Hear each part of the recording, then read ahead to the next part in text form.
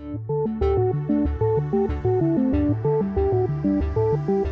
have been an online tutor for a year and a half now, and here are 3 things that I want to share about language. First, it's amazing how much we take language for granted. For example, we know how to put words in a certain order to make it more natural, but then when we are asked to explain why we do it that way, we don't know how to explain it. For example, one of the first things we teach is like and dislike. And like is 喜欢 in Chinese. To say dislike, we add the sound 不, which means not. So 不喜欢, dislike. So by following that pattern, one of the very common things that students tend to do is to say 我不看你, 我爱不 not, 看 to see, 你 you. So what they want to say is I can see you. But instead of 我不看你, we are supposed to say 我看不到你. 我爱看 to see, 不 not, 到 arrive, 你 you.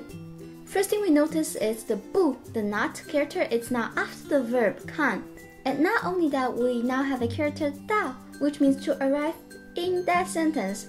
This is one of the common mistakes that intermediate students make. Even after looking up, I still have trouble explaining that properly. The best explanation I can do is 看不到 is a compliment, and you just have to use it that way. You just kind of have to memorize it, which kind of sucks because I really want to give an explanation that makes sense, that's easier to explain. The second thing I learned is that people actually learn a foreign language because it is a challenge to them. I have a hard time wrap that idea around my mind. And speaking of wrap my head around that idea, I always have this image in my mind, like a stick figure like that goes around something, yeah. Anyways, I personally feel like I cannot take a foreign language just because it's a challenge. It has to have some kind of connection, else I just don't have that motivation to do it. For example, Korean is on my to-learn list because I love Korean dramas.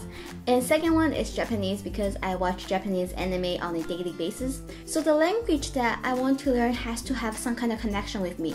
If there's no connection, then nope, I would just pass that.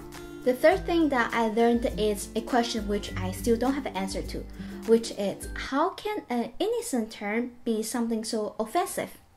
For example, 2 beginner topics that we teach are family and the possession, your something, my something. And then if you put your and the mother together, it becomes such an offensive term.